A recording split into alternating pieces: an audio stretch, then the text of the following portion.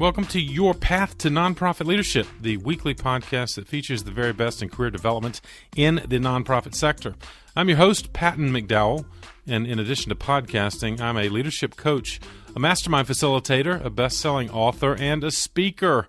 I love taking these nonprofit leadership topics on the road or into your Zoom room. If you need someone for your next conference or workshop, check out my new speaking page at pattonmcdowell.com for more information. Well, I know you're going to enjoy this fantastic conversation with Katherine Lambert, who returns to the path after being part of one of the earliest episodes. She was truly a pioneer, episode number 17. She was a wonderful guest then. She will indeed inform you even more this time. Her previous episode was focused on how to become a senior leader as a manager in a nonprofit organization, moving up the ladder, so to speak. And, of course, that episode remains one of our most popular all time. And you're in for another fantastic conversation full of specific advice around areas that all leaders, and I bet you are thinking about some of these questions as well. How do we lead our teams in a post-pandemic environment? What's changed, if anything? And I bet some of these questions are familiar to you, and perhaps you're wrestling with them right now. What about your colleagues or teammates who want to remain in a hybrid work environment? What do?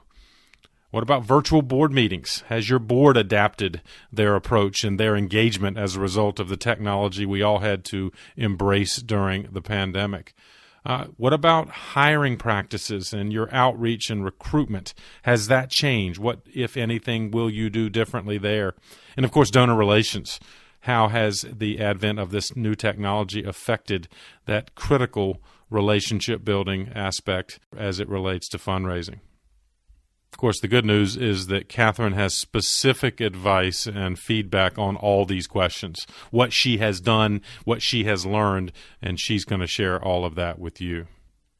Once again, lots of reasons to check out the show notes for this episode. It's number 195. And remember, that will allow you to get access to any of the resources Katherine and I discuss. Just go to the podcast page at pattonmcdowell.com and you will find these resources and links. And, of course, more information on Katherine and the great work she's doing as CEO and chapter leader for Alzheimer's Association chapters in North Carolina, South Carolina, and Georgia. Without further ado, please enjoy my conversation with Katherine Lambert. Katherine, thank you for joining me again on The Path. Thank you, Patton. I appreciate the invitation. I'm excited to have this conversation. I cannot believe that it has been nearly 3 years since you appeared on this podcast. A fantastic episode, by the way, which we will link up. Number 17, where you talked about moving from manager to senior leader in the nonprofit sector. Very relevant, still very relevant.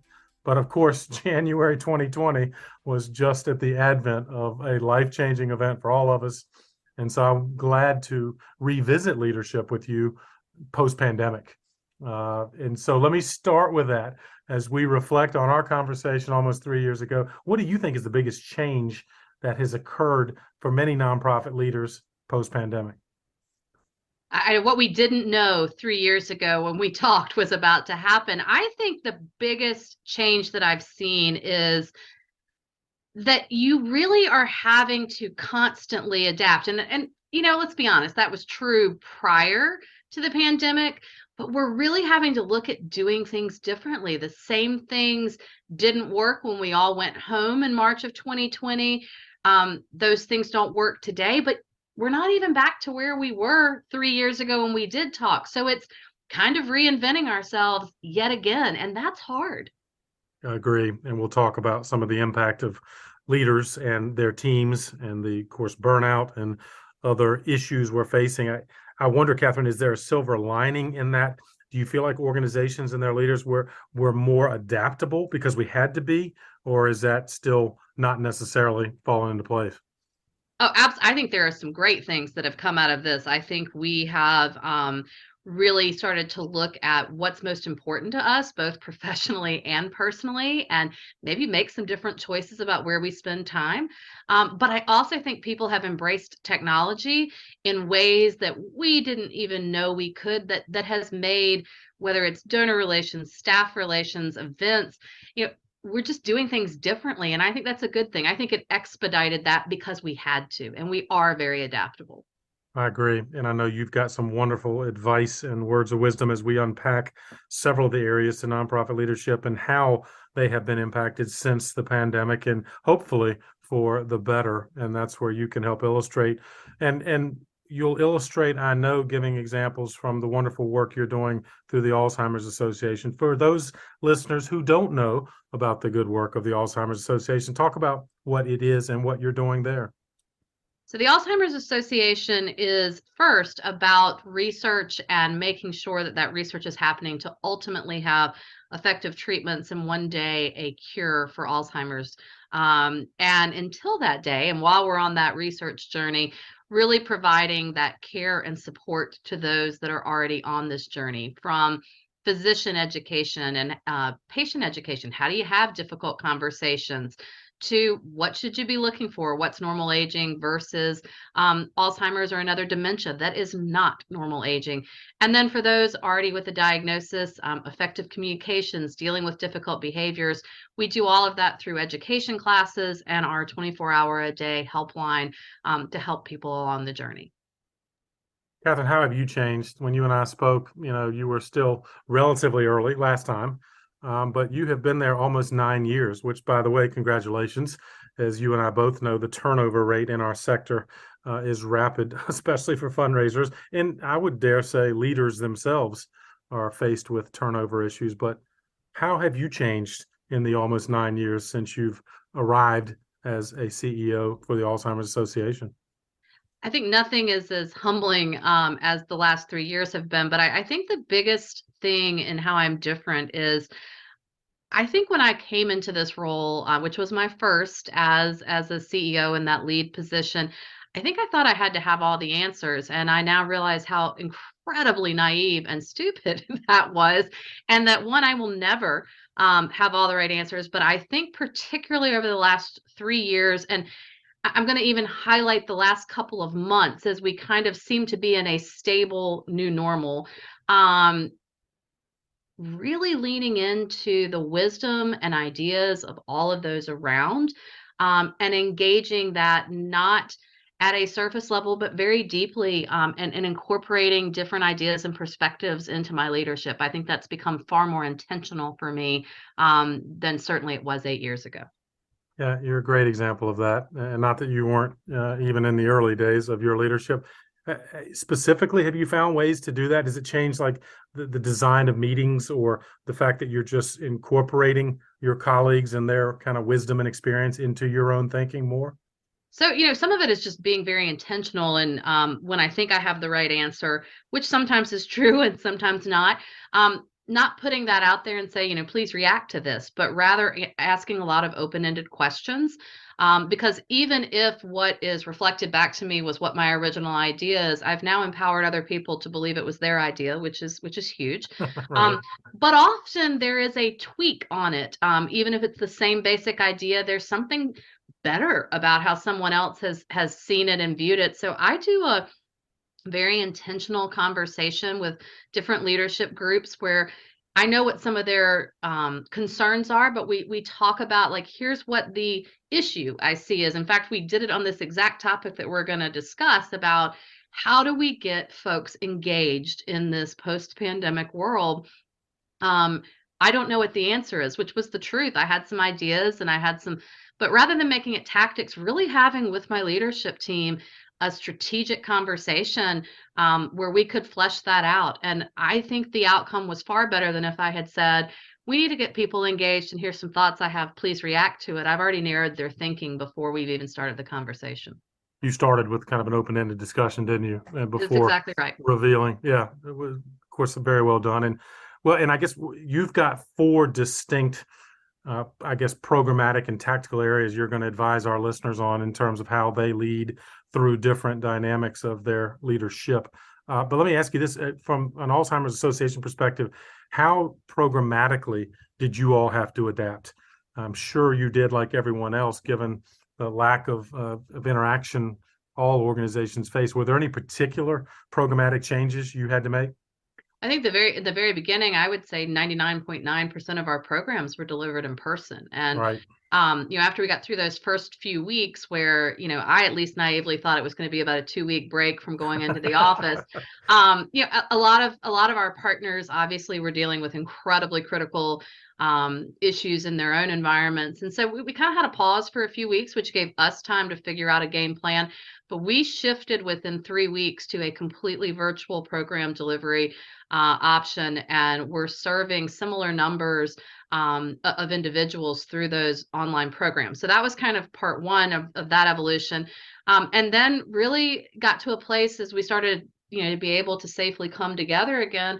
Some communities and areas really wanted to do that, and others said, there's great value in having things, companies, for example, we are a hybrid workplace. We need to have our programs offered to our employees that way, and we're able to do that as well. So keeping the best of, but really meeting people where they want to be. So we shifted programs. Certainly some of our events, our first walk season of 2020 was Walk Everywhere, where people were in their neighborhoods and doing things with their close friends and families. And we did our promise garden, kind of our signature part.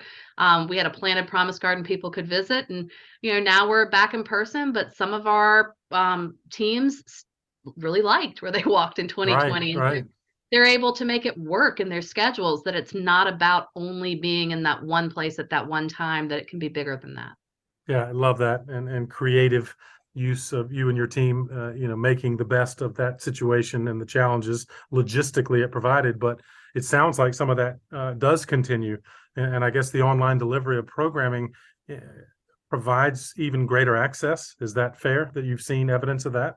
It absolutely does. It provides greater access. It real time as well. So, you're a caregiver and you've got children at home, you're working a job, and maybe you're caring for a parent.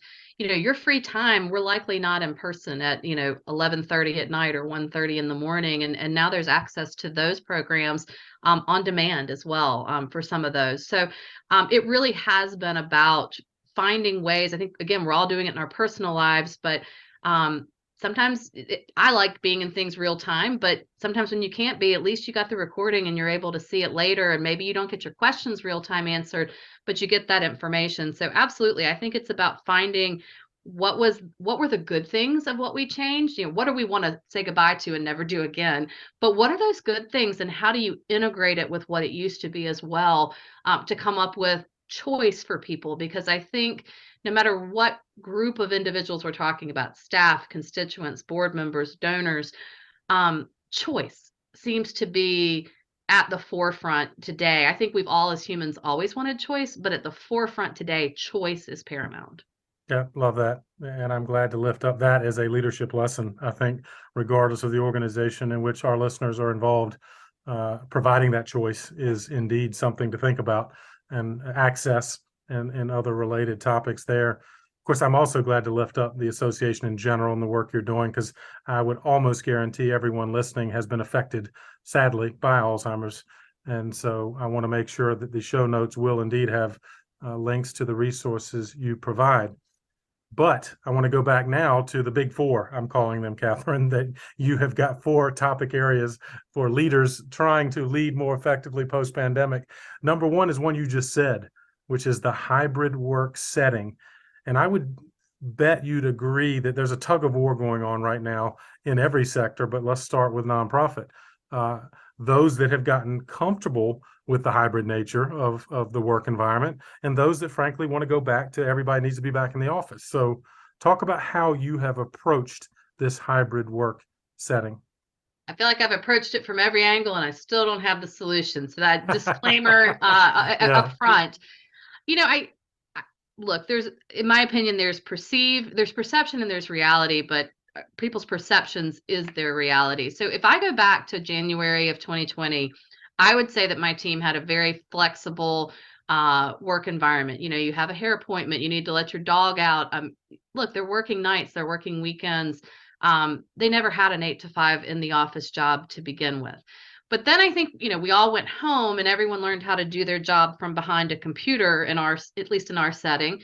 And Now we're back to needing to engage community. And you can't do that behind a computer in an office, and you can't do that behind a computer at your home effectively. So it's about getting back out there. And so for us, I think my mistake in all of this was making it about, are you at work or are you in the office? No, are you in the community? Are you engaging with the folks you need to be engaging to mobilize our community to end Alzheimer's? And whether that's programmatically, whether that's from a revenue standpoint. And so we've changed the conversation about, where are you physically working, in slippers at home or, in real shoes at the office, but more about, how are you getting out there? And out there might be a Zoom meeting. I think about in some of my urban communities, we have our senior leaders in other industries who are helping us with Say Walk. They don't want to go commute through Charlotte for a lunchtime meeting. That's 2 hours out of their day, an hour of it traveling and an hour in the meeting. They're very open to Zoom because they've given us an hour and they go about their day. But there are many other things that people are wanting to have, that cup of coffee. They're wanting those organic conversations that come where you learn about one another and form relationships. So it's really been about changing the conversation about office or home and saying, how are we engaging in the community? Yeah, love the way you put that. And I think that's an important perspective to start in this conversation, as I know there are nonprofit leaders listening right now that are still wrestling with it. And I'm going to ask you, I guess, about kind of the rules, so to speak, that you've put for, but I guess I would want to acknowledge that we both know there's some organizations that their positions that simply require you have to be there in person. So that category of worker, we're not trying to kind of complicate. But for positions that there is some degree of discretion, how have you literally kind of mandated, if anything, Katherine? Do I have to be in the office a certain number of days a week, or how do you define the new rule book? So we started with, everyone needed to be in office, or I'm going to actually call it, be out of their home, be out of their home Right. 2 days a week, and had some choice involved with that. That was kind of earlier 2020, mid 2022. And I think people liked, again, the word choice. People liked the choice. It managed to work from a coverage standpoint, that the days people chose even out throughout the week. But again, I think a big piece of how you manage is results, and are you meeting the end goals that you want to meet? And I can tell you, coming to the end of 2022, we fell a little short of where we wanted to be. And so that is kind of raising the next level of this conversation. And it's not about, did people not do good work? It's that we're trying to be in a new world using the old way we worked. And so that's really where this push in 2023 has come about engaging in community. And again, for those roles, that is what makes sense, which is the vast majority of our staff roles. And so really starting to look at calendars, and looking and saying, okay, I'm looking at your calendar over the next couple of weeks, and I don't really see anything external. Let's talk about that. Yeah. Again, whether that's an external meeting over Zoom, we're raising this up. We're changing our dialogues in one-on-one. So instead of just talking about the metric that we might be measuring, we're backing up and talking about, what were your most exciting meetings last week? What was the meeting of the week? Well, it'd be embarrassing if you didn't have anything in that conversation to answer. So we're changing the questions to really get at, what is that root thing? And we're being honest about it. I've had to be very vulnerable and say, I really got into wearing flip-flops, tennis shoes, and slippers as my sole shoe choice. And Right. sometimes it takes getting back out. I had an event in the evening just last week, and I loved it once I was there, and it was invigorating, and it was with a lot of our top fundraisers and donors. But I have to be honest, when I was leaving the office to go to this evening event, I thought, I would so much rather be going home and putting on pajamas and watching what's on Netflix.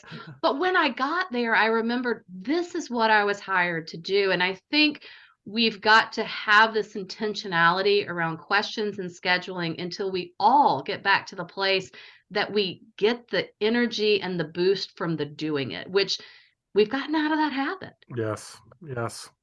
And easy to do, admittedly. I think we all would agree.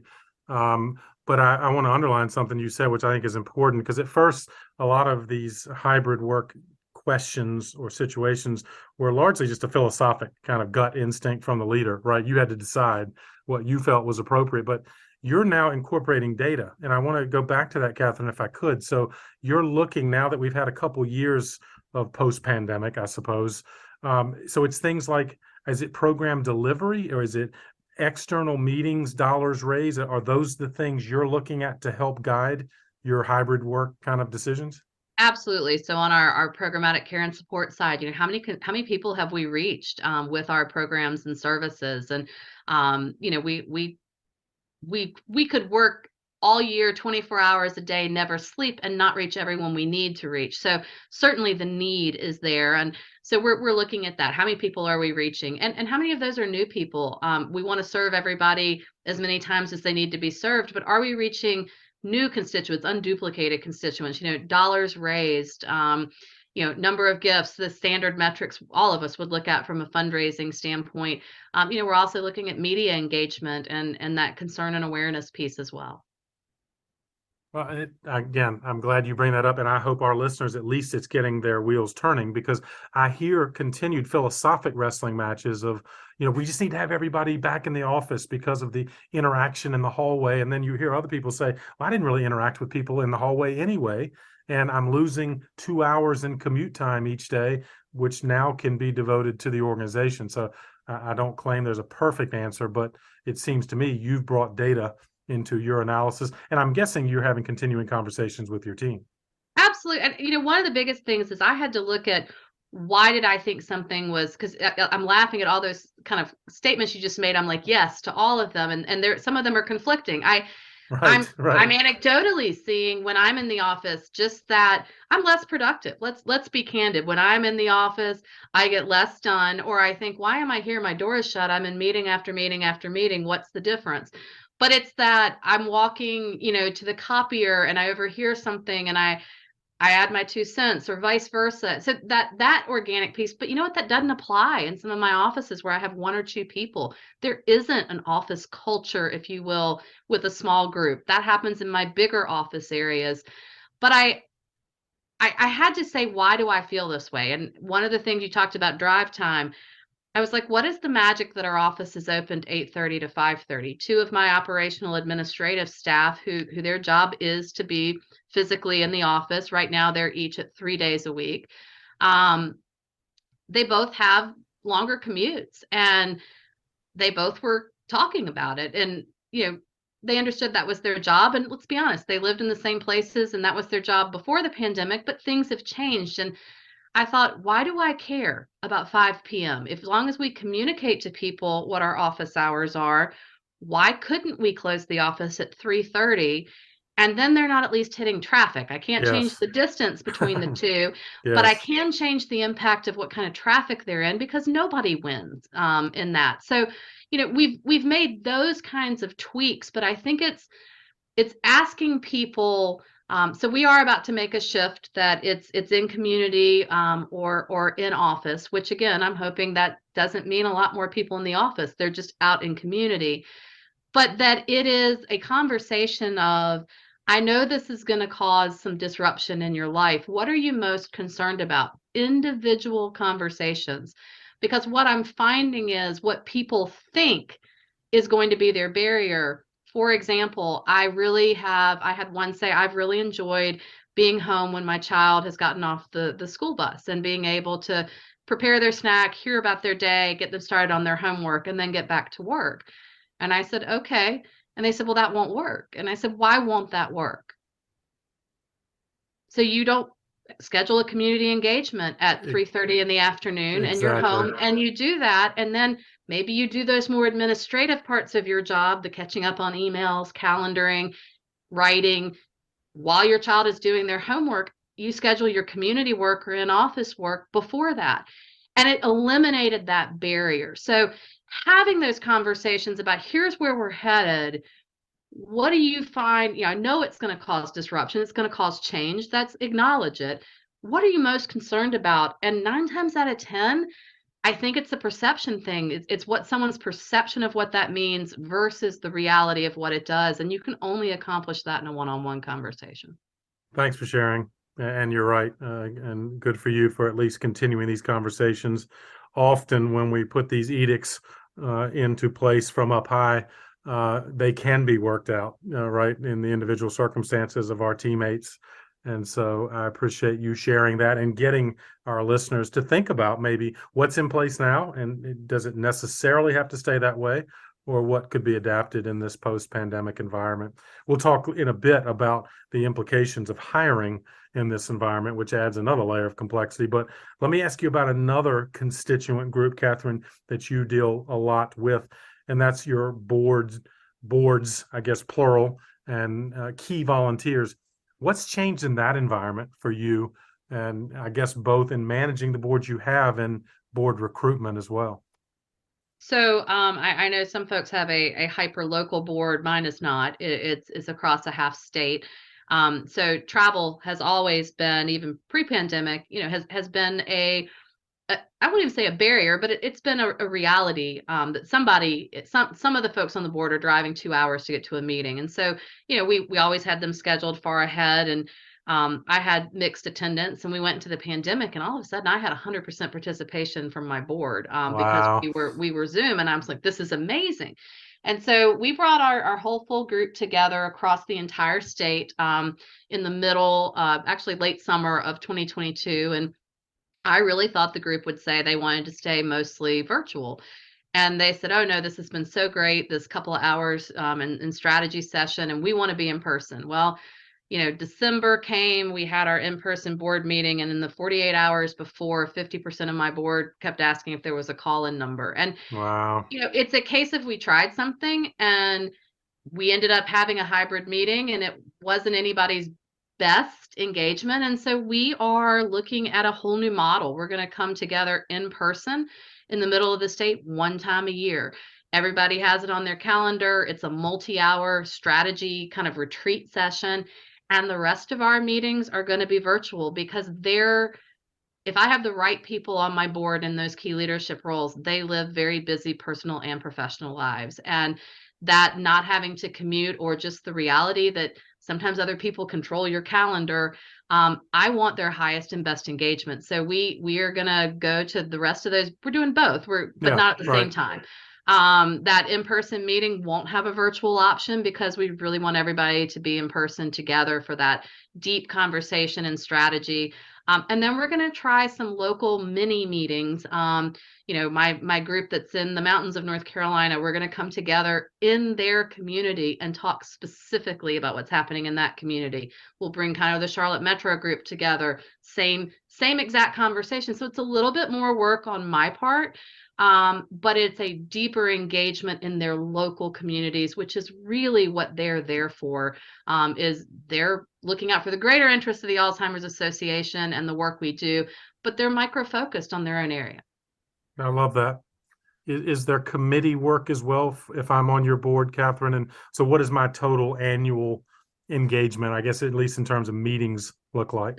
That's actually what we've shifted. Instead of it being committee work by function, we're kind of going committee work by regional area. And I'm able to engage those local that's this new model of where we'll meet in person. So on an annum basis in meetings, it's 3 2-hour meetings and one kind of 3/4 day meeting, in person. The other three, two will be virtual and one will be in person. And then, there's some independent study work in between on some of the projects they're working on. Yeah, that's excellent. And of course, I know you have a wonderful volunteer network, I guess, related to the walks and other events. Has volunteer recruitment and training changed as a result, again, of the pandemic?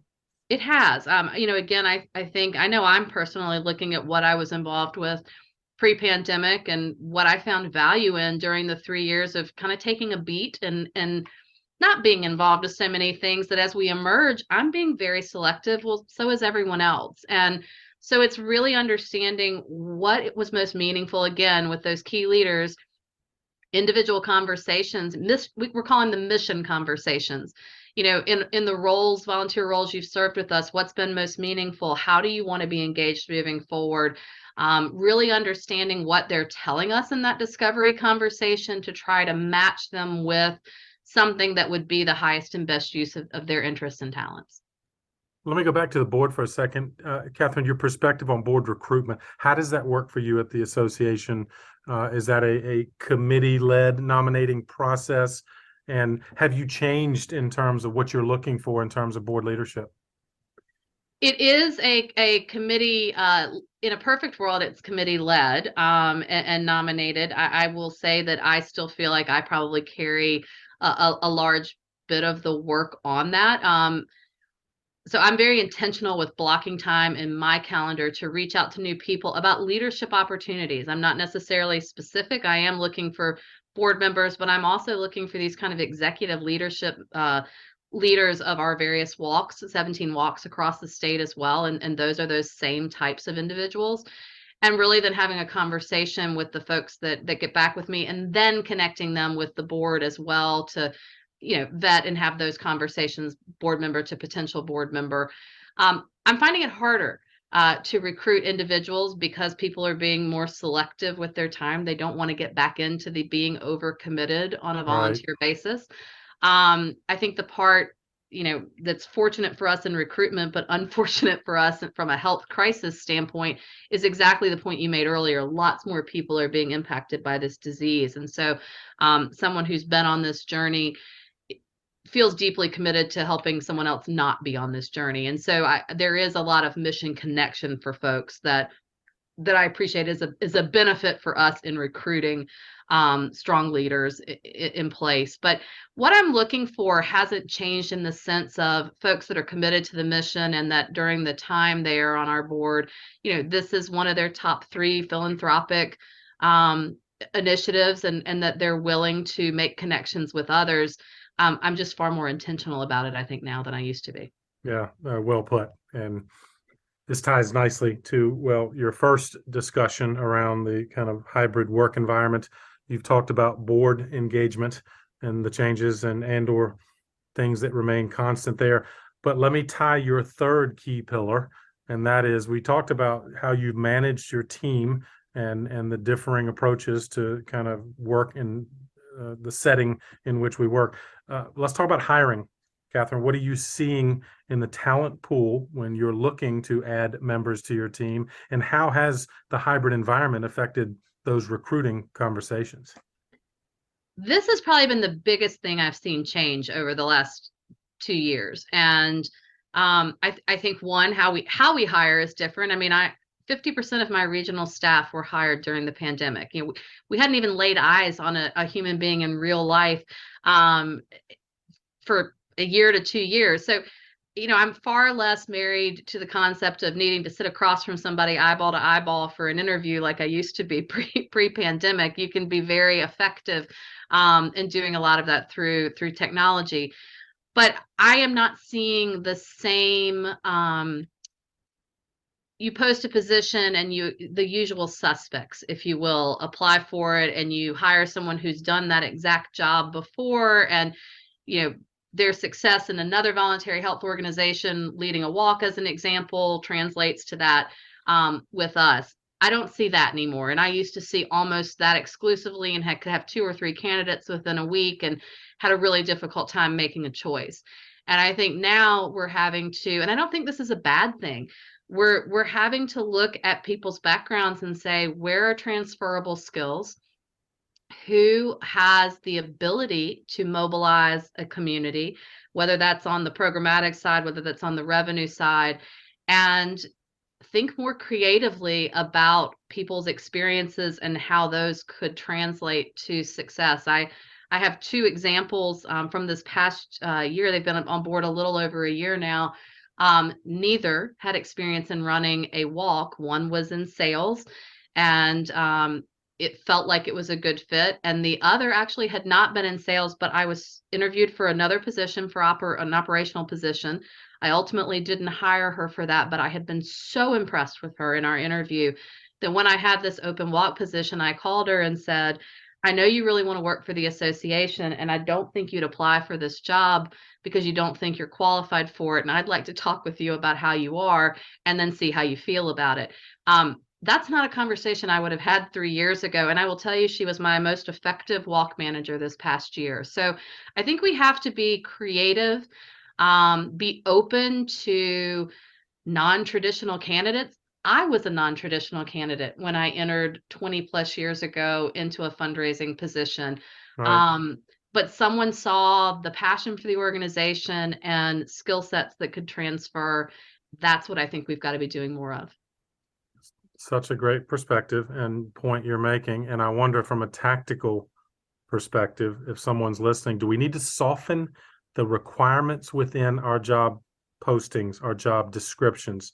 For example, you and I both know the fundraising world. So many of the job descriptions say, we're only looking for candidates who have had, proven fundraising experience of 5 to 7 years or something like that. So are you saying that you're kind of open to, for lack of a better term, softening the requirements to allow you to look at maybe a non-traditional candidate? I love having some of those requirements in there, but also putting in language such as or equivalent relevant experience. In my former world, pre-nonprofit, I was a headhunter, and I was always impressed with the folks who I was fairly convinced they'd never read the job description based on their actual resume not matching really what we were looking for. But Right. if someone could artfully sell to me, I know I'm not on paper the candidate if you just look at my resume, but I'd like to tell you how I can do this job. I got to tell you, I always thought, well, you're interesting. I might want to talk to you. So Yep. Yep. I think, yes, we need to be without compromising what we're looking for and recognizing that there are people with the exact experience we want who are the right candidates for these jobs too. But when we don't have those, or there's just that person that there's something about them that you think, I want them on my team. I think trust your gut in that and try to make that happen if you can. Such a good point. I mean, there are requisite skills and experience that jobs require, but I wonder if instead of using language that says required, maybe it's preferred, right? Maybe that would Absolutely. give an opening, right? That yes, this is what we're looking for, but you can perhaps make a case for the transferability of your skills or experience. I've mostly seen that in job descriptions around the educational requirements that, X degree is preferred, but, or comparable experience. And I like adding that in a little bit more around, particularly we're talking about fundraising, the 3 to 5 years or 5+ years. If that is something you can be flexible on with other, relevant experience that translates. I think if you can put some language in there that gives that creative person a chance to say, hey, maybe they'd be willing to talk to me.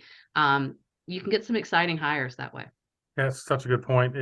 Are you running into any, for lack of a better term, verbal wrestling matches with candidates who simply want a degree of virtual work that you cannot accommodate, or is that becoming a hotter topic in discussions with candidates that you're hiring? It is, and I would say I'm seeing the pendulum start to swing back. If you'd asked me that question 3 months ago, I would have said I actually was hesitant on pushing this concept of being in community or in office because I really thought it would lead to a mass exodus and not being able to recruit talent. I am Yep. starting to see that swing a little bit because it really isn't about being in the office for the sake of being in the office. It's about getting out and meeting with people Yes. again. Yes. And so, you want to have a day at home because you've been traveling and you need to do laundry in between calls, yeah, no problem. So I think some of it is when people say I want to be virtual or I want a hybrid, let's really talk about what does that mean to you? Because I think we all are using that word and defining it 700 different ways. And if you can get to the what are the expectations, then someone can truly decide not based on a word. Yeah, outstanding. And that, again, as you have done in each case of these topics, break it down and don't make a generalization or too rapid a response without really understanding what's behind these issues. And it leads to our fourth issue or pillar of your advice. We've talked about managing your team. We've talked about managing your board. We've talked about the recruitment issues or implications of the pandemic. Let's talk fundraising, an area you and I both have had our ups and downs in the roles of fundraisers. How has fundraising been impacted for you and the association, and have there been changes, if you will, as a result? So you from a brass tack standpoint, yes, and particularly in the first 12 months of the pandemic, we saw a decline in event revenue because we couldn't have the same events, and as creative as we were, there was still a financial, decline there. However, we saw increases in our major donor, our largest gifts, our planned giving, and so we saw some shifts there.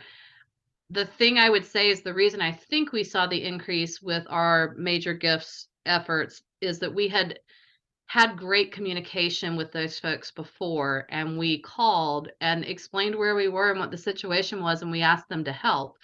And they were happy where they were able to do that. And I think the lesson in that became communicate, communicate, communicate. Again, knew it was important pre-pandemic. It led to really being able to keep us in a good situation in the early days of the pandemic. And I think making sure we continue to do that, that we're vulnerable. We talk about where our challenges are, and ask, what's the old verbiage of ask for money, get advice, ask for advice, get money. Right. I do think with a lot of these folks who've been longtime partners and or some of our biggest donors, when we're talking to them about some of these challenges that you and I are talking about, staffing, hiring, how do we serve constituents in this new environment, getting their perspectives. They want to be a part of the solution, not just a writer of a check. So I think making sure that we're sharing with them what's going well. We in the world of the Alzheimer's Association have some really excitement things happening on the treatment front over the past couple months, and in the first part of 2023 as well. Using those types of opportunities to engage and say, because of you, this is happening, that continues to be effective, but just finding ways to communicate. Yeah, so well put. And I was going to ask you, and you may have touched on this, but did your donors respond as a result of the pandemic, especially knowing, I'm guessing the majority of your donors understood the power of the walks and these events and the money you raised there. Was there a positive reaction as a result of that? Absolutely. And I would say compared to other events, I think we weathered well with that, but absolutely, particularly those donors that gave in other ways understood that there was some natural shrinkage when you don't physically have an event. It is difficult to make it feel as wonderful and special, no matter how hard you try doing it virtually. And they very much stepped up, and we had some of our strongest fundraising actually ever. Yeah, that's fantastic. And I guess final question on the fundraising front is, in light of economic conditions, perhaps declining, what's the reaction you're sensing now or getting now from your donor base? Again, fortunate timing for us with these exciting breakthroughs that are happening with what we hope in couple of days from now, maybe, or weeks, FDA approval of a treatment and then coverage for that treatment. There's excitement on the front of the work that we're doing, as well as a sense of urgency that we've not had before. And while folks are having to make choices about where to spend their charitable dollars, we do still see that connection with us. But again, it's about constant communication and making sure that we're making the case for both the need, the case for support, and then also really stewarding those donors. I think relationships has been the key part of going forward successfully. Well, and that's wonderful advice, and perhaps a good summary piece of advice. I was going to ask you this. And so, like you did in the previous episode, you had lots of leadership lessons. This was a wonderful conversation about some practical and tactical things nonprofit leaders can do to kind of reimagine their organization and the leadership, even in times of change.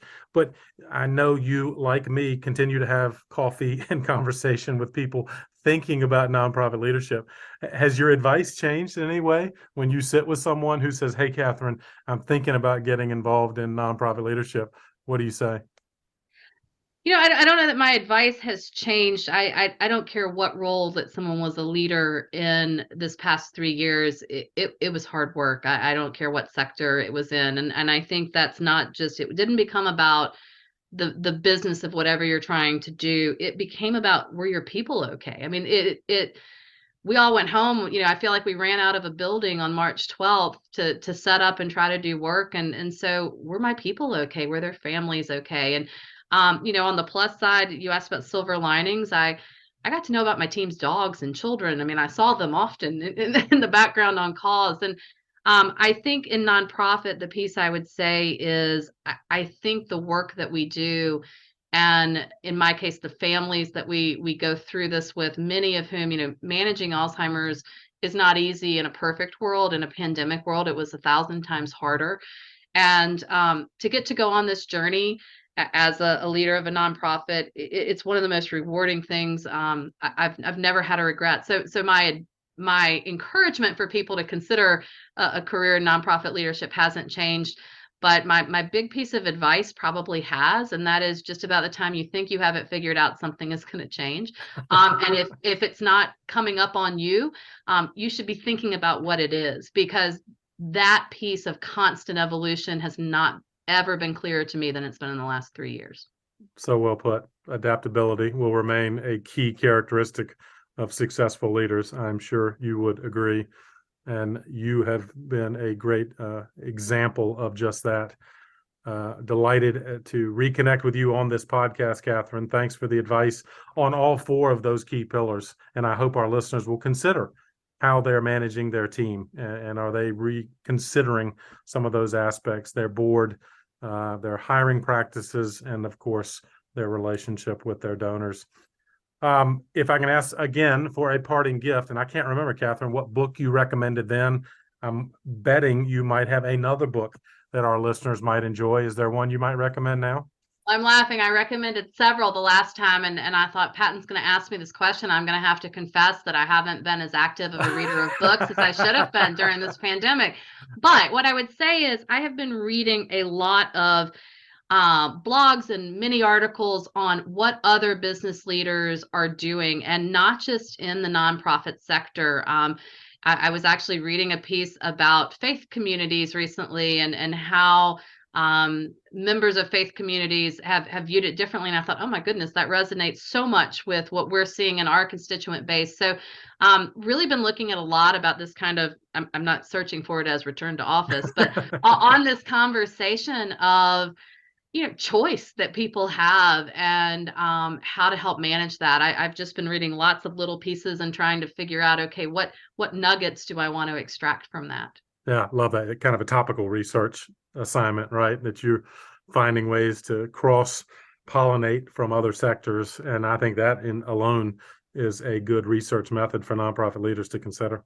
Well, and I have to be honest, Patton, the last professional development book I read was yours, and actually bought a copy for everyone in my region, and it has resonated with all of them. So not just a plug for your book, but in all honesty, that is the last professional development book I've read.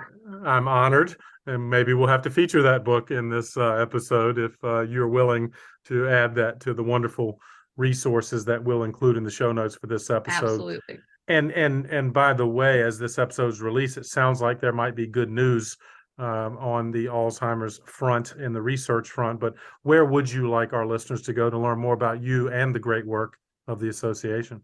Absolutely. If you go to alz.org, if you're in North Carolina /North Carolina, otherwise, if you go to alz.org, you can enter in your local zip code and be directed to local chapter resources. Fantastic. Happy to link all of that up. And Katherine, once again, thank you for joining me on the path. Thank you. Well, I hope you enjoyed this conversation with Katherine as much as I did, and came away with some practical ideas that can guide you not just in your future leadership journey in the nonprofit sector, but perhaps help you rethink some of your management of your current role right now.